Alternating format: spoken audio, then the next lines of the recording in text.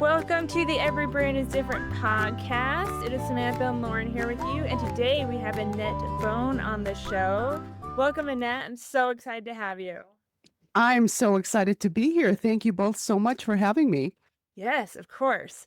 So, Annett is a dance artist and creative coach whose work lives at the intersection of movement, story, and personal transformation. After a 20-plus year hiatus from dance, she returned to the studio at age 43, a decision that led to performances, creative collaborations, speaking, and the creation of her internationally downloaded podcast, The Dancepreneuring Studio. Her journey reflects her core belief that it's never too late to be great and that every step, on stage and off, is an opportunity to rewrite your narrative. Welcome to the show. Like I said, I'm so excited. And we actually met you at PodFest where we saw your presentation. And while you were presenting, I was like, Lauren, we need to have her on the podcast because we need her to talk to parents about how to use dance as We loved self-care. it. Because dance is one of my love languages. I don't dance. Okay.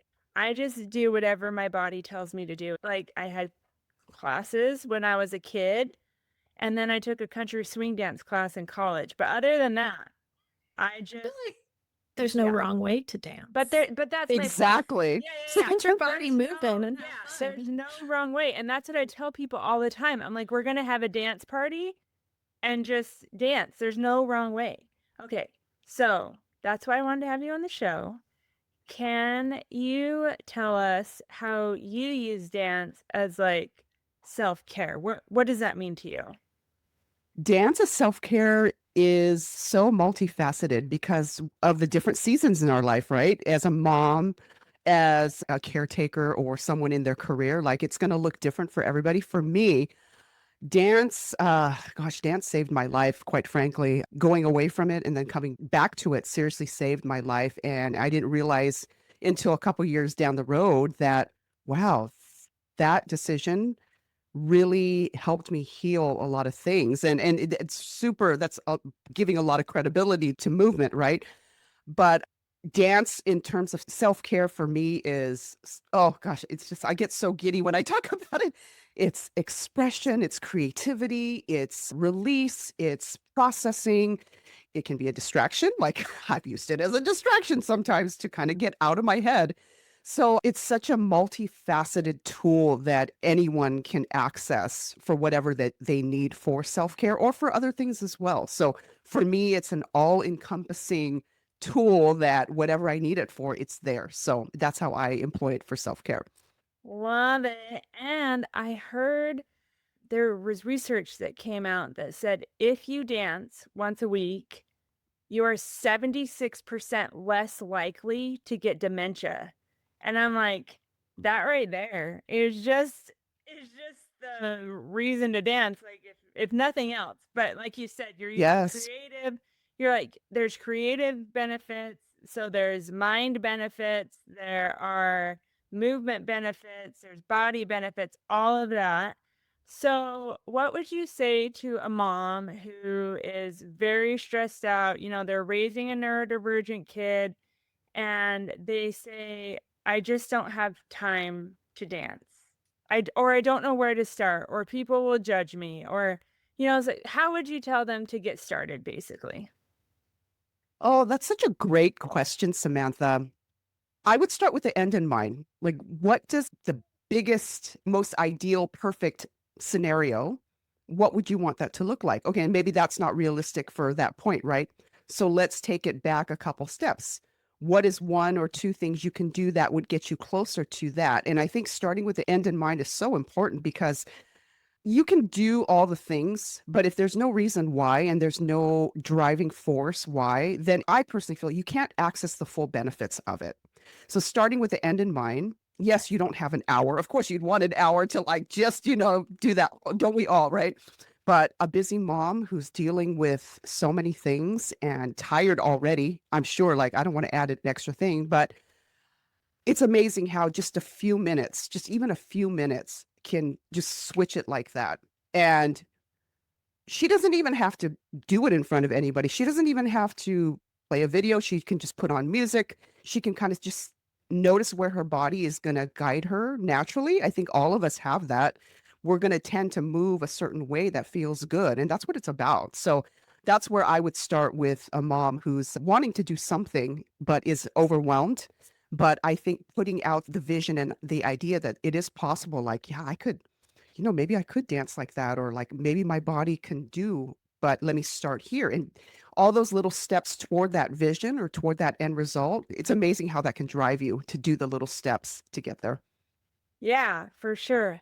And then I noticed in my house that if I turn on a song and we just dance, then I am in a better mood, like instant better mood. And my kids are also in a better mood, except for my one that doesn't like dance and he just walks away.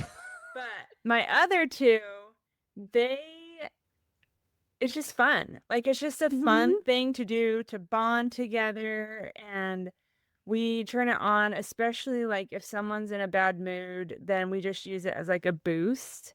I'm not saying if your kid's in the middle of a meltdown to like turn on Yeah. music because that's probably not going to help the situation. But if they're like feeling down or they're upset about something, then we'll just turn on music and we'll have a little dance party. Especially when this is funny, when Rick Astley songs come on, my 9-year-old will stop whatever he's doing. It does not matter what Rick Astley song it is. He will stop whatever he's doing and demand a dance party. So I love it so much. It just like gets everyone in a better mood. And then there was something else. Oh, playing Just Dance. If you're like worried about you don't know what moves to do or whatever, Just Dance is fun because it tells you what to do and it's fun to do Yes. with your kids and you're moving and getting all those benefits too. And so that's what I recommend to people. Are there other things like if you really don't know how to move? Like I know a lot of people are like, I honestly have no idea what to do. What would you recommend to them? Well, you have a good point about just putting on a song. Maybe it's Rick Astley Yeah. for, put on a song that you like or your kids like. There's a whole bunch of things you can do. You can start with a body part. Like take your wrist and what does it feel like to move your wrist a certain way? Maybe you can move it fast. Maybe you can do a different shape. Maybe you use the fingers. Maybe you articulate. It's amazing where if you start with one body part and let just be open and be curious is what I would say to start. Again, like you've mentioned, and like I tell everybody that I talk to that has, hesitations. Oh, I don't have rhythm. I don't know how to do choreography. I look weird. It's not about that. Innately, I mean, we're moving in our mother's womb for anything else, right? So it's innate that movement, and it's beautiful to watch someone just explore. So that's where I would start. Maybe you add other modalities. Maybe you start writing, just free writing stream of consciousness. Maybe some words come up. Maybe there's a word, let's just say like wind. You write, it's a windy day or something, and I'm feeling kind of interesting. So what does your body feel like when you think of the qualities of wind? So there's a lot of creative ways. And of course, adding, having your children be a part of that is even more fun. So that's where I would start is maybe picking a body part, maybe writing some words, maybe painting, maybe drawing, coloring, maybe certain colors, textures. Um, can inform that. And then also noticing like, do I respond to something more visual? Do the hearing with the music, sounds? It doesn't even have to be music. It could be sounds, birds chirping, the wind, rain, something. It could be the way something feels that can evoke something. So using our senses as well. So there's lots of different fun ways to access movement and dance. You said Yes. wind, Yeah. and I immediately thought about the little inflatable guys that just like dance in the wind. It's so funny you mentioned that, Lauren, because I had a dance teacher in class. Oh gosh, you just reminded me. He's like, "Do you know those the inflatables?" He's like, "Move like that." And every time I see an inflatable now, that's what I think of that Right. dance class. Yeah. Oh my gosh, you just brought back memories. Like it. Love it. I like how you were saying to use other modalities too. So that's what Yes. I do in music therapy sometimes is we will be working on emotions, but we will draw while we listen to a song. or we'll dance while we listen to a song, and then we'll be like, okay, what emotion did that evoke from you? Because just sitting there listening to it might not be as powerful for someone as if they were Yes. moving to it, or they were drawing to it, or writing to it. So just, I think that's a really awesome way to get in tune with your body, like how you're actually feeling. And then that made me think of a fun game that me and my kids used to play, that we would have to dance out an animal. And so we would think of an animal, and if they were dancing, like, how would it look? And then other people would have to guess that animal. But I was thinking, like, you could do weather or animals Yes. or whatever, like, Emotion. yeah, Hmm. emotions. So what does wind look like when you're moving your body? What does rain look like? What does or Yes. a tornado look like? Like any of those things, or emotions, like how does your body move when it's sad or whatever? And you could play instruments to that. And have you seen the class? It's like a class you do in a gym, but they play drums and they dance and play drums. What's it called, Lauren? Me and you were gonna do It it was one just time. drumming. I don't Yeah, remember. yeah. Anyway, that's something someone could do. I'm just thinking of, if a lot of people I know don't dance because they just don't feel comfortable moving their body in ways that they're not like directed to. And I feel like, and you can correct me if I'm wrong, but if you go and get instruction, then maybe that will help you be more in tune with your body so you can just move it however it feels. Yeah. Yeah, it's kind of like when you tell someone to go play the piano, and I always tell people just to start with one hand if they're improvising on the piano, and just play with one hand. Like, what keys can your hand touch without moving your hand, or just use two fingers? And but if you get piano instruction, understand piano more, then I feel like you're able to know the rules and then break the rules if you want to and feel more comfortable like improvising.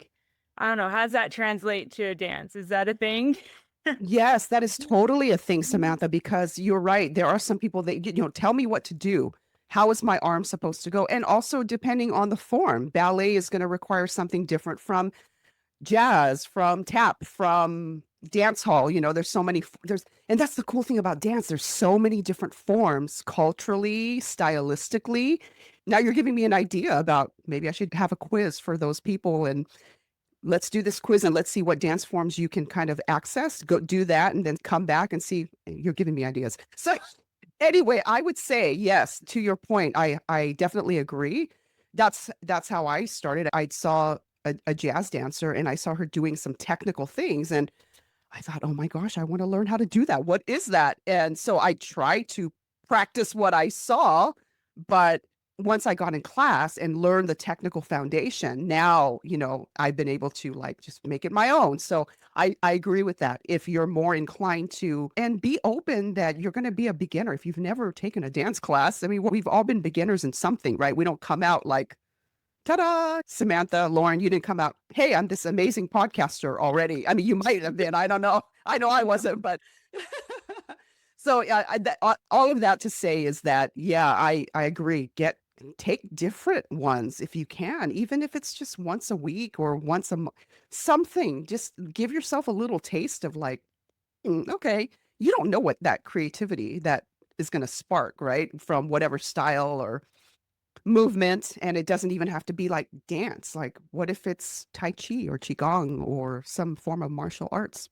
I think some Yeah. people just need to like let go of the afraid of judgment mindset of like Yes. I look ridiculous.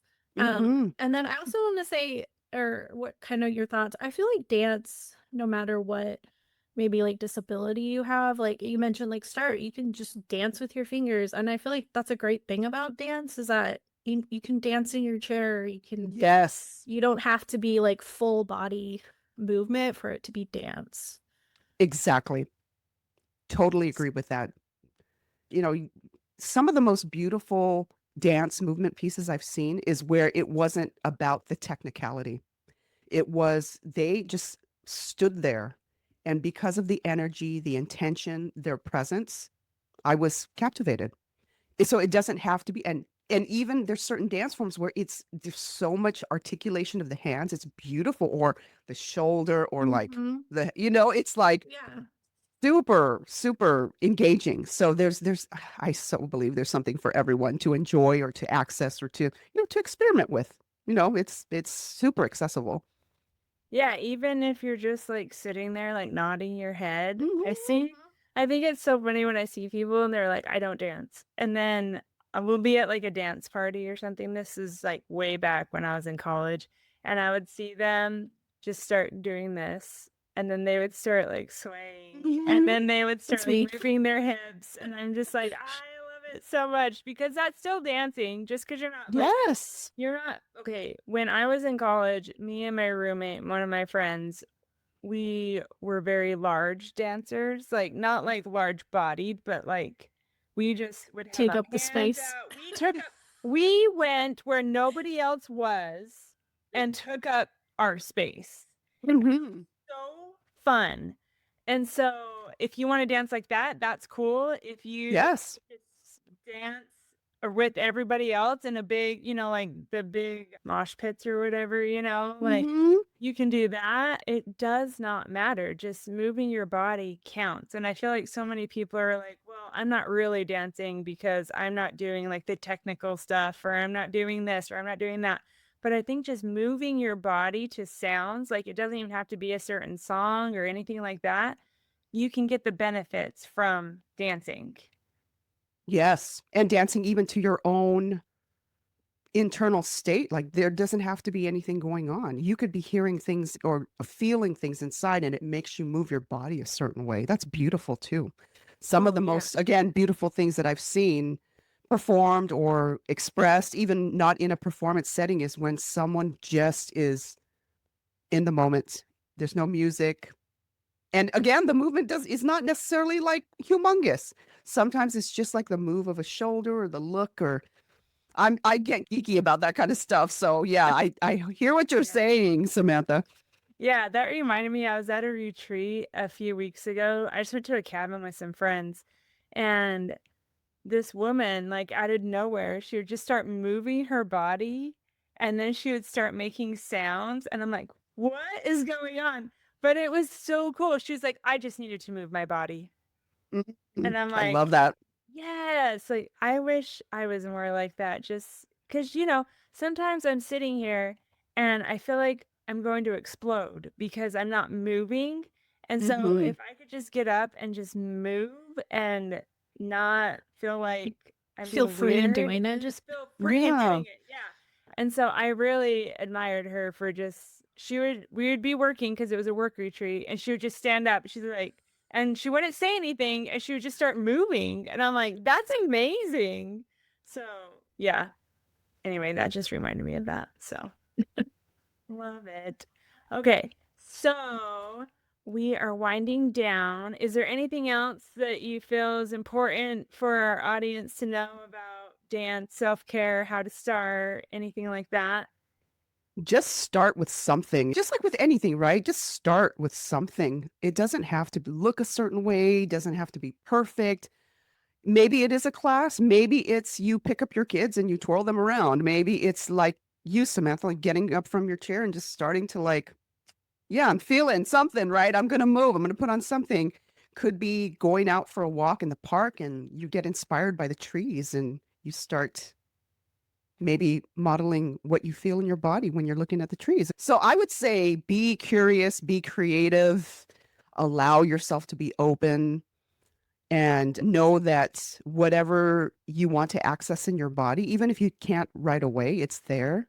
You just have to trust it. So I highly recommend dance for anyone and everyone, no matter what season of life you're in. Yeah, yeah, I love it. I just thought of this too. Out of nowhere, I will just get the urge to like, what's it called in ballet when you like jump and turn and like your A legs tour. go? Yeah, yeah. I do that randomly. And usually just in my house, but sometimes I'll do it at other people's house because like I feel this overpowering desire to just, I like my body Well, needs to do this right now. I love And so, that. and like, I do it at my parents' house, and my mom's like, "What are you doing?" I'm like, I just you need to should get join it me, out of Mom. my Yeah, exactly. Right, Lauren? So, anyway, it just cracks me up that I forgot that I do that. But it's just like that one thing, like all of a sudden I'll be like, I need to do this, and my body just does it. So anyway, don't know where that comes from. So Your where, creative spirit. yes, Yes. well, I do have creativity, as people say. Creativity with no follow through. That's ADHD for you. So where can people find you online if they want to listen to your podcast, know more about you, anything like that? Oh, they can go to any platform that streams podcasts and look up the Dancepreneuring Studio. And I actually have something, if people want to connect with me, go to my Instagram at Annett Bone, ANNETTBONE. And if you put the word brain in there, I'll contact you. And this is not going to be AI or automated. This is me actually contacting you. If you put in brain, I'll contact you and we can talk about a free 20-minute movement session that I'll customize to where you're at. So it could be the mom that, Awesome. yeah, and you don't have to be on camera. You don't have to, I want you to be comfortable and safe. And so where instead of just offering a generic movement practice, which I mean, I could, right? That's available. Yeah. You can go to YouTube anyway. I really want to be able to find something that will work for you and that you're excited about. And maybe you can experiment with it, adjust it to what you need. And then hopefully that can get you on the trajectory of, oh, you know what? I'm going to go take class now, or this is going to complement my lack of movement practice at the moment. I can do this when my kids are sleeping or something. So wherever someone is at, whether it's a mom, it could be a dad, it could be, someone else, another caretaker. But I really want to be able to customize a good, beneficial, creative experience. And so because of the podcast, they would have to write the word brain, DM me the word brain in Instagram, and I'll get a hold of them. That's awesome. amazing. Love it. I Thank love it you. so much. Thank you so much. You're welcome. then- Thank you for having me. Yeah, for sure. And then our last question is, Besides dancing, what do you like to do for fun? Oh my gosh. Besides dancing, what do I like to do for fun? Because everything I do for fun is movement based because of yoga. What do I like to do for fun? I do like to look at vegan menus to find out like what options, because I like looking at where are the vegan places and what kind of vegan stuff do they have. So that's fun for me, looking at vegan menus. I love it. And then trying new vegan restaurants. Love it. Yeah. cool. Awesome. Love it. Okay, well, thank you so much for coming on the show. We really appreciate it. Yes, Thank you both so you. much. Okay, Lauren, what did you think? What were the highlights? I love it. Just dance, people. Get out and dance. You don't know how to dance? Go to an arcade. There's just the dance thing. Again, I think dance is accessible to kind of anyone. Like, it doesn't have to be full body. Like, you can just move your fingers. You can do your head. You can twitch your nose. You can move your eyes. Your eyebrows. Yeah. I think it's just a movement, and then I think just letting go of feeling like you look like a fool. Like, Yeah. just let go and have fun and just embrace the movement and kind of what your body wants to do. So I love it. Go check out her Instagram and comment brain and get that free little consult of moving your body. Yeah, I think that's so cool that she is willing to personalize it for each person. That sounds so cool. I want to do that. I wonder if she'd do it for me, which she probably would. I think you're gonna have to go to her Instagram at Annett Bone and comment brain, and she probably will. Yeah. So anyway, cool. We'll see you all later.